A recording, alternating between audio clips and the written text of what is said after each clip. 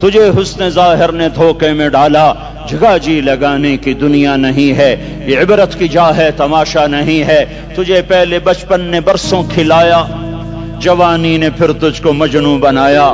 کبھی گا رہے، کبھی ناچ رہے، کبھی شراب پی رہے، کبھی ادھر گر رہے، کبھی ادھر گر رہے۔ جوانی نے پھر تجھ کو مجنوں بنایا، بڑھاپے نے پھر آ کے کیا کیا ستایا۔ بیٹا بھی کہہ رہا مر جائے بابا، بیٹی بھی کہہ رہی ہے مر جائے ابا، بیگم بھی کہہ رہی ہے مر جائے بڈھا، جان نہیں چھوڑتا۔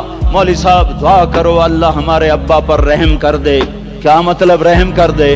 ہماری جان چھوڑے جائے قبر میں۔ جن کے لیے تو نے ہزاروں مال اکٹھے کیے، کبھی رشوت سے، کبھی جھوٹ سے، کبھی دغابازی سے، کبھی فریب سے، کبھی کھوٹ سے، کبھی ظلم سے، کبھی ستم سے، کبھی کسی کے پیٹ میں پنجے گاڑ کے، کبھی کسی کی بیٹی سے چنی اتار کر، کبھی کسی کے منہ سے نوالا چھین کر، کبھی کسی کی زندگی کے چراغ گل کر کے، کبھی کسی کے گھر کے چراغ بجھا کر۔ جو تو نے اپنے سونے چاندی کے محل تعمیر کیے اور اپنے بچوں کے لیے سہانے خواب دیکھے، آج وہی تجھے ڈس رہے ہیں کالے ناک کی طرح۔ تیری ہائے پہ کوئی یا حرام کھانے والی اولاد کبھی ماں باپ کا سہارا نہیں بن سکتی۔ حرام پیسے کے گھر کبھی آباد نہیں ہو سکتے۔ حرام کی کمائی پر بننے والی بلڈنگیں کبھی خوشی کا پیغام نہیں بن سکتی۔ نافرمانی کی زندگی گزارنے والے کبھی چین سے زندگی بسر نہیں کر سکتے۔ شراب میں ڈوب جائیں، زنا میں ڈوب جائیں، رنگ و روپ میں ڈوب جائیں، مال و دولت کے ڈھیر اکٹھے کر لیں، میرے رب کی قسم، میرے رب کی قسم، میرے رب کی قسم، ایک پل بھی چین پا جائیں تو مجھے الٹا لٹکا دیں۔ میرے رب کی کتاب غلط ہو جائے گی۔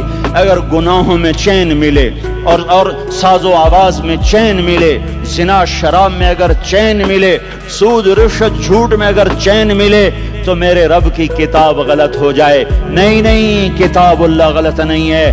الا بذکر اللہ تطمئن القلوب، الا بذکر اللہ تطمئن القلوب۔ سنو سنو دیوانو، سنو سنو مستانو، سنو سنو غفلت میں ڈوبے ہوئے انسانوں، اگر چین چاہتے ہو، اگر سکون چاہتے ہو، آ جاؤ آ جاؤ آ جاؤ، اللہ کی یاد کی ٹھنڈی چھاؤں میں آ جاؤ، اللہ کی یاد کی ٹھنڈی چھاؤں میں آ جاؤ۔ یہیں چین ملے گا، یہیں عزت ملے گی، یہیں راحت ملے گی۔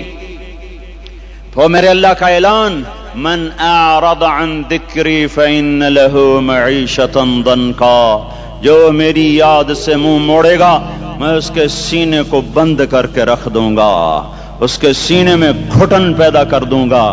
کوئی صورت، کوئی مورت، کوئی روپ، کوئی ساغر، کوئی جام، کوئی مینا اس کے دل کو نہیں بہلا سکتا۔